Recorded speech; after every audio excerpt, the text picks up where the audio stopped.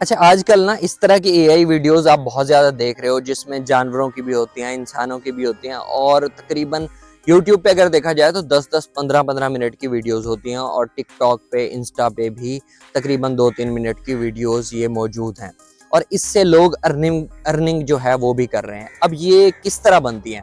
आप लोग देखते हो कि आप लोगों को लोग कह रहे होते हैं कि इस एप्लीकेशन पे चले जाएँ, फ्री में हो जाता है, इस एप्लीकेशन पे चले जाएँ, फ्री में आप ये वीडियोस जो है वो बना सकते हो।